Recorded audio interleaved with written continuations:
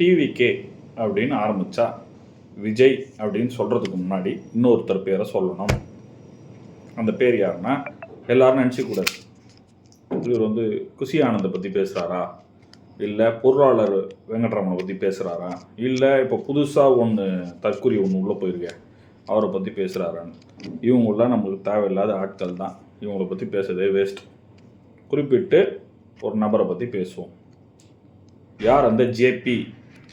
ஜேபின்னா சினிமாவில் இருக்க ஆட்களுக்கு தெரியும்.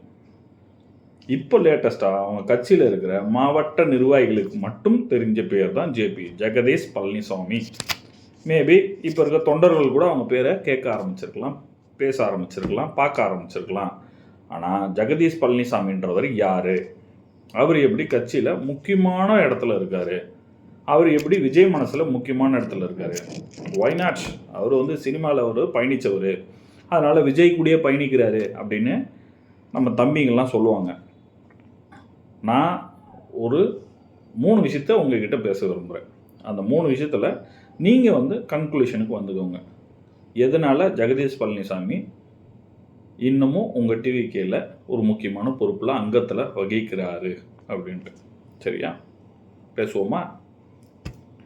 ஜெகதீஷ் பழனிசாமி ஈரோடுக்காரு, உங்களுக்கு தெரியும். 2015 தான் அவர் வந்து ஃபிலிம் இண்டஸ்ட்ரிக்குள்ளே வர்றாரு.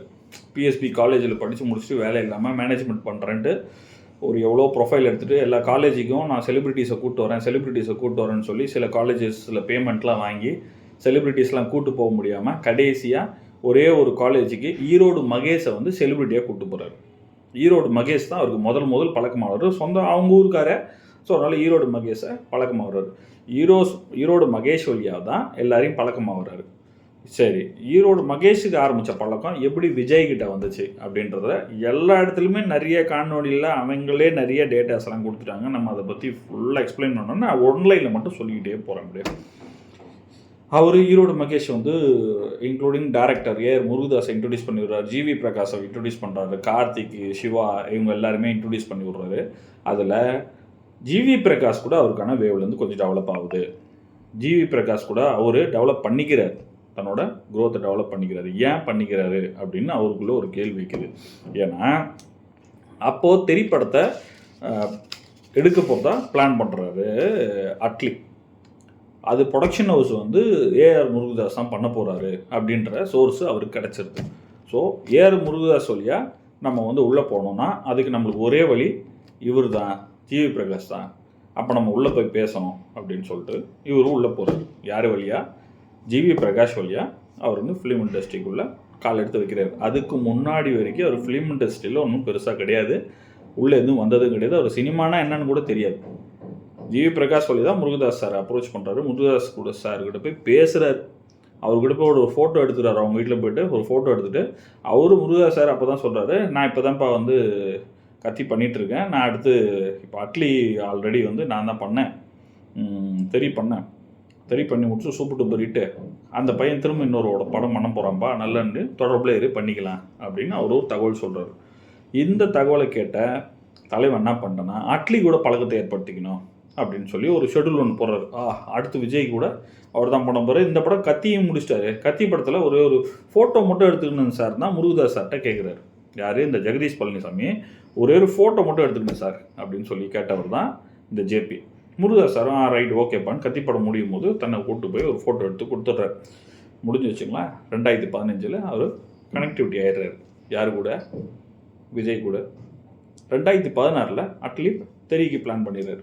தெரி பிளான் பண்ணும்போது தெரியோட மியூசிக் டைரக்டர் ஜிவி பிரகாஷ் வழியாக அவர் அட்லியை நெருங்கிடுறாரு உள்ள. யார்? முருகதாஸ் ரெஃபரன்ஸும் இருக்குது, ஜிவி பிரகாஷ் ரெஃபரன்ஸ் இருக்குது. இந்த 2 ரெஃபரன்ஸ் வழியாகவே அவர் வந்து அட்லியை டச் பண்ணிடுறாரு. அட்லிகிட்ட அப்போ டேட்ஸ் எல்லாம் ஃபாலோ பண்ணணும். யாரை வச்சு ஃபாலோ பண்ணிங்கன்னா ஜிவி பிரகாஷ் தான் அந்த படத்துக்கு பண்ணுறனால ஜிவி பிரகாஷுக்கும் அவருக்கும் மியூசிக் கம்போஸ் பண்ணுற போது ரிலேஷன்ஷிப் டெவலப் ஆகணுமென்ட்டு அப்போ உள்ளே நுழைஞ்சிடுறாரு. அப்போ உள்ளே நுழைஞ்சவர் அது அப்படியே விஜய் கூடயும் டெய்லி பார்க்குற போது சார் விஷ் பண்ணி, சார் இது மாதிரி ஜிவி சார் சாங் கொடுத்துட்ருக்காரு சார், ஜிவி சார் சாங் கொடுத்துருக்காரு சார்னு அட்லி கூட பயணிக்கிறார். சரி, இந்த ரிலேஷன்ஷிப் நல்லா இருக்கே, இந்த பையன் நல்லா பேசுகிறானே பழகுறானேன்னு சொல்லிட்டு அட்லி என்ன பண்ணிடுறாரு, 2016 தெரியா இருக்கட்டும், 2017 மெர்சலாக இருக்கட்டும், 2019 பிகிலாக இருக்கட்டும், இது வரைக்கும் கொண்டு வந்துடுறாரு. பிகில் ரிலீஸ் வரைக்கும் தன்னை கொண்டு வந்துடுறாரு. இந்த 3 படங்களையும் நல்லா பையன் கூட இருக்கிறானே, வேலை செய்கிறானே. அப்போ இவனே வந்து நம்மளுக்கு டேட்டு பார்க்கணுமேன்ட்டு எப்போ முடிவு பண்ணுறாருன்னா 2018 மெர்சலில் தான் முடிவு பண்ணுறாரு. விஜய் அவர்கள் தன்னை இவனை அட்மினாக சேர்த்துக்கலாம், ஒரு 3 வருஷம் அவன் கண் முன்னாடி பார்க்குறோம், உழைக்கிறான், ஓடுறான், வரான், எல்லா வேலையும் செய்கிறானேன்னு சொல்லி அட்மினா தன்னை உள்ளே என்ன வச்சுக்கிறாரு. அவர் நிர்வாகத்துக்குள்ளே எங்கேயும் விட்டல, அதாவது ரசிகர் மன்றத்துக்குள்ளே எங்கேயும் விட்டுக்கல. அவரோட அட்மினாவும் சினிமா சார்ந்தான வேலைகள் மட்டும்தான் விஜய் அவர்கள் பயன்படுத்திக்கிறார். இவரும் விஜய் அவர்களை பயன்படுத்தினேன். அவர் என்ன பண்ணுறாரு, ஜெகதீஷ் பழனிசாமி 2019 பிகில் முடியுது. பிகில் முடியும் போது விஜய் லோகேஷ் கனகராஜ் ஒரு படம் ஒன்று சொல்கிறாரு. அந்த படத்தை ஸ்டார்ட் பண்ணணும்னு பிளான் பண்ணுறாங்க. அந்த படம் ஸ்டார்ட் பண்ணும்போது இவர் வந்து கூட தான் இருக்கிறார். யார், நம்ம ஜெகதீஷ் பழனிசாமி அவர்கள் கூட தான் இருக்கிறாரு. அந்த படங்கள்லாம் ஸ்டார்ட் பண்ணி இன்னும் கரெக்டாக சொல்லணும்னா 2019 மே மாதம் இதுமாரி ஒரு படம் பண்ண போகிறோம்னு லோகேஷ் ப்ரொடக்ஷனில் பண்ண போகிறோம்னு லான்ச் பண்ணுறாங்க. அன்னைக்கு ப்ரொடியூசர் வந்து ஜேவியர் பிரிட்டோ தான். ஏன்னா அவங்க மாமாவுக்கு அதுக்கு முன்னாடி ஒரு படம் இல்லை, அந்த டைமில் ஒரு படம் கொடுக்கலாமேன்ட்டு அவர் ஜேவியர் பிரிட்டோவுக்கு தான் அந்த ப்ரொடக்ஷன் பண்ணரை கொடுக்குறாரு. சரிங்களா, அதுக்கு முன்னாடி வரைக்கும் அவர் கொடுக்கல. அவர் அப்போ தான் வந்து சரி ஓகே இது ஒன்று கொடுத்துடலாம், நம்ம ஜேவியர் பிரிட்டோ கொடுக்கலான்னு 2019 மே மாதம், நல்லா புரிஞ்சுக்கோங்க, 2019 மே மாதத்தில் தான் அவர் கொடுக்குறாரு. அப்போது 2019 ஆகஸ்ட் மாதம் ப்ரொடக்ஷன் ஸ்டார்ட் ஆகுது, லான்ச் பண்ணுறாங்க. இவர் தான் ப்ரொடியூசர், இவர் தான் டேரக்டர், இவர் தான் மியூசிக் டைரக்டர், எல்லாத்தையும் லான்ச் பண்ணுறாங்க. 2019 ஐ திங்க் அக்டோபர் மாதம் தான் நினைக்கிறேன், அக்டோபர் மாதம் ஷூட்டு போகிறாங்க. 2020 பிப்ரவரியில் படத்தை முடிச்சிடுறாங்க. முடிக்கிற வரைக்குமே ஜெகதீஷ் பழனிசாமி கோ ப்ரொடியூசர் இல்லை. ஏன்னா 2019 லான்ச் பண்ணும்போது நீங்களே நிறையா கூகுள் பண்ணி போஸ்டர்ஸ்லாம் பாருங்கள். அப்போது ப்ரொடியூசர் யாருன்னா Xavier Britto and co producer வந்து லலித் குமார் என்கிற 7 ஸ்க்ரீன் ஸ்டுடியோஸு, அவங்க தான் வந்து கோ ப்ரொடியூசர். அவங்க ஒய்ஃப் லீலா லலித் குமார் இருக்காங்க, அவங்க நீலா லலித் குமார், அவங்க தான் வந்து கோ ப்ரொடியூசர்ஸு. 2019 வரைக்கும் இல்லாதவர், 2020 பிப்ரவரிக்கு இல்லாதவர், 2021 மாஸ்டர் ரிலீஸ் ஆகுதுங்களே. கரெக்டாக சொல்லப்போனால் வந்து ஆஃப்டர் கோவிட்லாம் முடிஞ்சு ஜனவரி 13-14 வந்து 2021 படம் ரிலீஸ் ஆகுது. ரிலீஸ் ஆகும்போது ஜெகதீஷ் பழனிசாமி அவர்கள் கோ ப்ரொடியூசர் ஆகிறார் மாஸ்டரில். இத்தனை வருஷமாக பயணித்தார். ஃபிலிம் இண்டஸ்ட்ரிக்கு வந்தது அவர் 2015-16. அவர் வந்து ஒரு ப்ரொடியூசராக வரல, அவர் ஒரு டேரக்டராக வரல, அவர் ஒரு டெக்னீஷியனாக வரல, அவர் ஒரு ப்ரொடக்ஷன் மேனேஜராக கூட வரல. அவர் வந்து டேட்டும் டிஜிட்டல் மார்க்கெட்டிங்கும் மெயின்டைன் பண்ணிக்கிறோம், உங்களுடைய ட்விட்டர் பேஜ் மெயின்டைன் பண்ண சொல்லி 2018 தான் வந்து விஜய் அவர்கள் கொடுக்குறாரு. அரௌண்ட் ஆஃப் 17 எண்டுன்னு சொல்கிறாங்க, 18 தான் கொடுக்குறாரு. இந்த கேப்பை கேல்குலேட் பண்ணுங்கள். நீங்கள் மாஸ்டர் படம் வந்து ப்ரொடியூஸ் பண்ணார்ல, யார், நம்ம இவர் இப்போ ஜேவியர் பிரிட்டோ ப்ரொடியூஸ் பண்ணுறாரு. கோ ப்ரொடியூசராக வந்து லலித் குமார் இருக்கார். இதுக்குள்ளே வந்து இவர் ப்ரொடியூசராக வர்றாரு, கோ ப்ரொடியூசராக வர்றாரு. சரி, அவரோட இன்வெஸ்ட்மெண்ட் என்ன? சரி, அவர் இன்வெஸ்ட்மெண்ட் பண்ணல, ரிட்டர்ன்ஸ் என்னவா வந்துச்சு அவருக்கு? அவரோட ஐடி ஃபைல் பேப்பர் பார்த்துருக்கீங்களா? 2020-21 ஜெகதீஷ் பழனிசாமியோட ஐடி பேப்பர்ஸ் எடுத்து பாருங்கள். எனக்கு தகவல் தெரியும் அவரோட ஐடி பேப்பர்ஸ் எப்படி இருக்குன்ட்டு. அதை நம்ம லீகலாக வெளில சொல்ல முடியாது. நீங்கள் லீகலாக யாராவது இருந்தாங்கன்னா நீங்கள் அவரோட ஐடி பேப்பர்ஸை செக் பண்ணி பாருங்கள். அவருக்கு ஏது காசு, எப்படி காசு வந்துச்சு, அவர் வந்து எப்படி உள்ளே வந்தார், அவர் எப்படி கோ ப்ரொடியூசர் ஆனார். சரி, விஜய் வாய்ப்பு கொடுத்தாரு, எங்கள் தலைவர் தானே வாய்ப்பு கொடுத்தாரு கோ ப்ரொடியூசருக்கு. நீங்கள் அதை பற்றி பேசுகிறீங்க, எப்படி நீங்கள் பேசுகிறீங்க? அவர் காசு இருக்கோ காசு இல்லையா, அவரை பற்றி பேசுறதுக்கு உங்களுக்கு என்ன ரைட்ஸ் இருக்குது? அப்படி நீங்கள் பேசலாம். உங்கள் தலைவர் தான் வாய்ப்பு கொடுக்குறாரு, தாராளமாக கொடுங்க. ஏன்னா வந்து ஊழல் ஒழிக்கணும், மன்னராட்சியை ஒழிக்கணும் அப்படின்னு பேசுகிற உங்கள் தலைவர் தான் வந்து ஒன்றும் இல்லாத ஒருத்தருக்கு வாய்ப்பு தராரு. சரிங்களா? இப்படி தானே சொல்லுறீங்க. அப்போது இன்னொரு பாயிண்ட்டு கேட்போம். 2021 மாஸ்டர், 2022 லியோ, அதுக்கு அடுத்தடுத்த படங்கள்லாம் நீங்கள் எடுத்து பாருங்கள். எல்லாத்துலேயுமே ஜெகதீஷ் பழனிசாமி கோ ப்ரொடியூசர். அடுத்தடுத்து ஐடி ரிட்டர்ன்ஸ் ஃபைட் பண்ணியிருக்கணும்ல. ஐடி ரிட்டர்ன்ஸ் ஃபைட் பண்ணல, அவர் என்ன பண்ணார்? இப்போ உங்கள் தலைவர் என்ன சொல்கிறாரு? உச்சத்துலேருந்து தூக்கி போட்டு வந்தேன்னு சொன்னார். கடைசியாக உங்கள் படம் பண்ணும்போது நீங்கள் சொன்ன பட்ஜெட் வந்து 100 கோடி ரூபா எங்கள் சம்பளம்னு சொன்னீங்கல்ல. உங்களோட ஐடி பேப்பர்ஸ் செக் பண்ணிங்களா? நாங்கள் சொல்லட்டுமா செக் பண்ணி? நாங்கள் சொல்லட்டுமா? நீங்களே ஒரு பினாமி டீமை தான் ரெடி பண்ணுறீங்க. ஜெகதீஷ் பழனிசாமி தான் உங்கள் டிவிகே தலைவரோட பினாமி. இதோட எக்ஸிக்யூஷன்ஸ் தான் டிவிகே மாநாடை எக்ஸிக்யூட் பண்ணுறதுக்கு அவர்கிட்ட கொடுத்தாங்க. நீ சம்பாரிச்சு வச்ச பணத்தில் மாநாடு நீ செலவு பண்ணு. குஷி ஆனந்திட்ட கொடுக்கல, குஷி ஆனந்த நம்பல. நீ கீழே கட்சிக்காரனை வர வைக்கிற வேலையை மட்டும் நீ பார்த்துக்க, செலவு பண்ணுறதுலாம் நாங்கள் பார்த்துக்குறோன்னு சொல்லி செஞ்சதே அவர் தான். இன்னும் சொல்லப்போனால் லியோ படங்கள் போகும்போது ஐடி ரைடு வந்தது ஃபஸ்ட்டு ஜெகதீஷ் பழனிசாமி வீட்டுக்கு தான். ஃபஸ்ட்டு பிஜேபி லாக் பண்ணது ஜெகதீஷ் பழனிசாமி தான் லாக் பண்ணிச்சு. ஜெகதீஷ் பழனிசாமி தான் மொத்த டேட்டாவையும் கொடுத்தாரு. விஜய் பற்றியான டேட்டாவை மொத்தத்தையும் கொடுத்தது ஜெகதீஷ் பழனிசாமி தான். அதுக்கப்புறம் தான் விஜயை லாக் பண்ணி தூக்குனாங்க.